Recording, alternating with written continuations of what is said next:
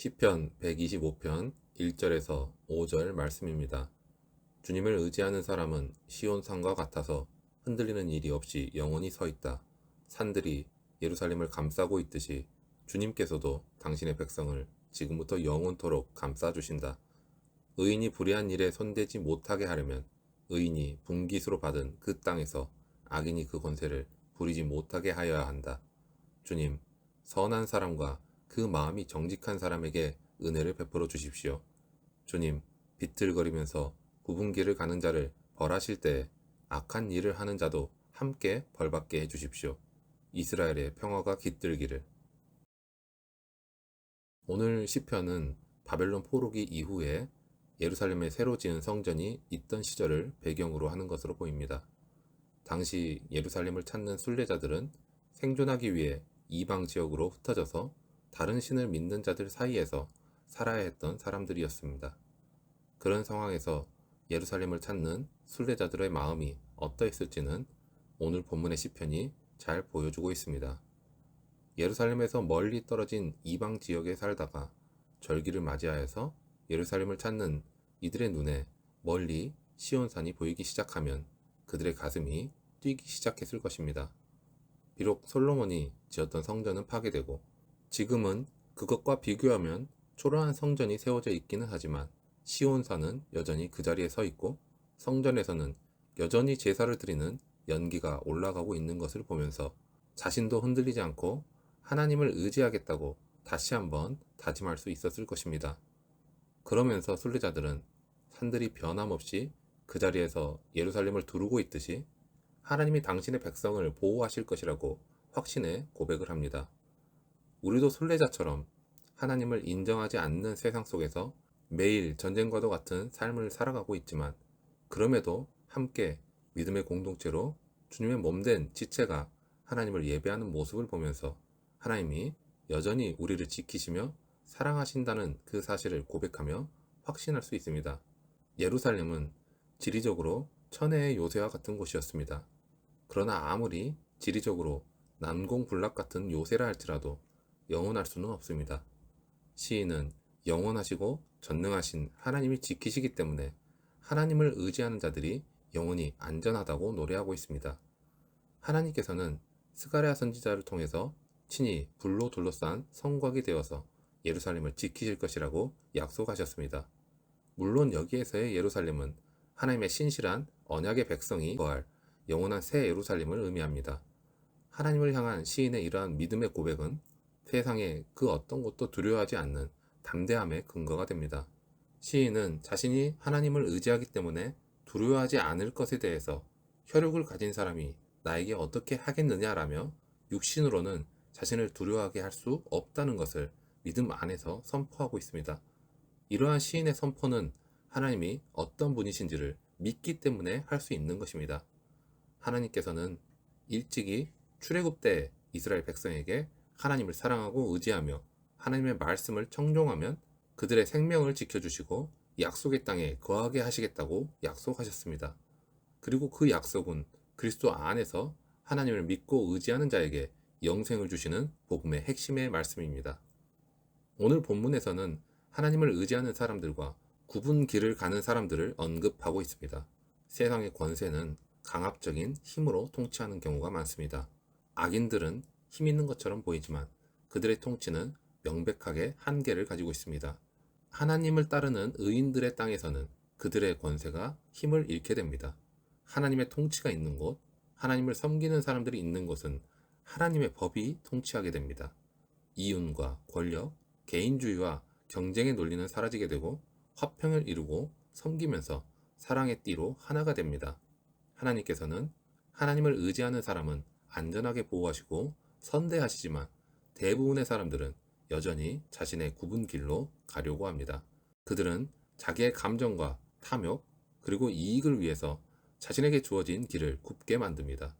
그런데 하나님께서는 이러한 타협을 용납하지 않으십니다.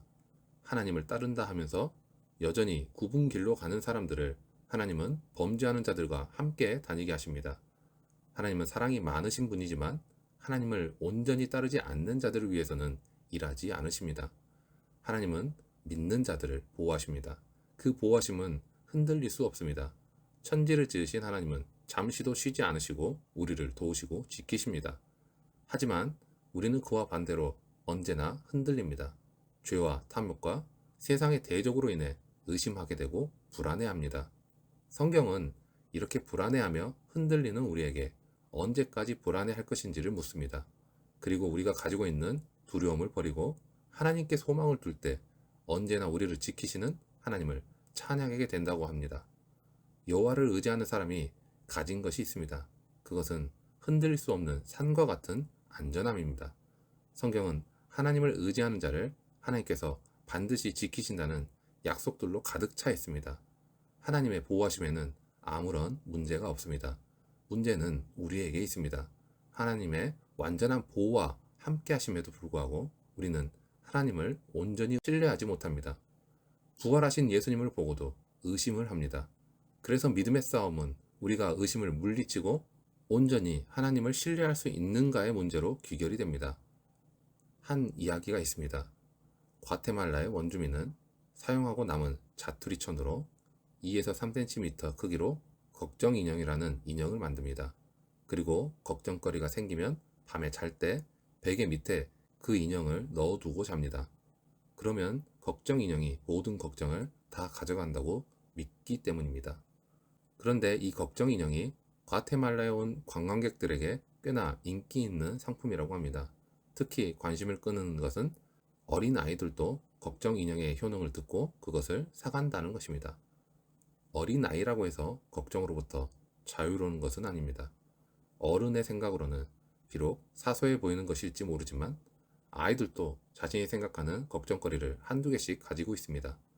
많은 사람들이 아직 일어나지도 않았고 일어날 가능성도 크지 않은 일인데 미리 걱정부터 하고 살아갑니다. 누구를 믿고 살아갈지 모르기 때문입니다. 불안한 자신의 미래를 과연 누구에게 맡기고 살아야 할지 그 대상을 찾지 못했기 때문입니다. 부족할 때 채워주고 넘어졌을 때 일으켜주고 길을 잃었을 때 인도해줄 누군가가 있다면 그분께 미래를 맡길 수 있을 것입니다. 더욱이 그분이 모든 것을 가능케 하는 능력을 지니신 분이라면 더 이상 염려할 이유도 없을 것입니다. 그분이 모든 것을 해결해 주실 것이기 때문입니다. 성도는 구속의 은혜로 하나님 나라의 백성이 되었습니다. 하지만 아직도 여전히 죄악된 세상에서 악인들과 뒤섞여 살아갈 수밖에 없습니다. 그렇기 때문에 거룩한 하나님 나라의 백성으로서 세상 사람들과 구별되어 하나님만을 의지하고 하나님의 말씀을 따라 순종함으로 거룩한 길을 걸어가야 합니다. 하나님께서는 그러한 자들이 하나님과 동행하는 평강의 복을 누리게 하신다 하십니다. 하나님을 의지하는 것은 삶의 문제에 소극적인 태도로 대처하는 것이 아닙니다. 하나님께서 다 하실 것이라고 하면서 뒤에서 자신은 방관하고 있는 것이 아닙니다. 자신의 삶의 문제를 위해서 하나님을 이용하는 것도 아닙니다. 여호와를 의지하는 자는 주를 의뢰하면서 적진으로 달려가는 사람이며 선을 행하고 성실을 먹을거리로 삼는 사람입니다. 하나님은 우리에게 영원한 것을 선물로 주십니다. 그 영원한 선물은 하나님의 보호와 구원하심 그리고 성령의 내주하심입니다. 하지만 우리는 이러한 영원한 것 대신에 편하고 안락하고 나의 눈과 마음에 일시적인 즐거움을 주는 것에 너무나 쉽게 마음을 빼앗깁니다. 인간은 하나님께서 말씀하신 것과 같이 육신의 쾌락을 쫓으면서 동시에 하나님을 의지할 수 없습니다. 마음의 중심에서는 죄에 치우쳐 살아가면서 겉으로는 하나님을 믿고 섬긴다는 것은 마치 가시나무에서 무화과 열매가 열리기를 바라는 것과 같은 크나큰 모순입니다. 오늘 본문에서 시인은 마지막으로 굽은 길로 치우치는 자들에 대해 경계하면서 노래를 마칩니다.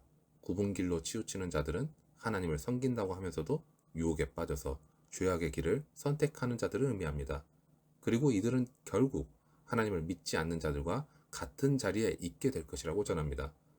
사실 성전이 바벨론에 의해서 파괴된 것도 유다 백성이 죄악의 길을 걸어 이방인들과 다를 바가 없게 되었기 때문이었습니다.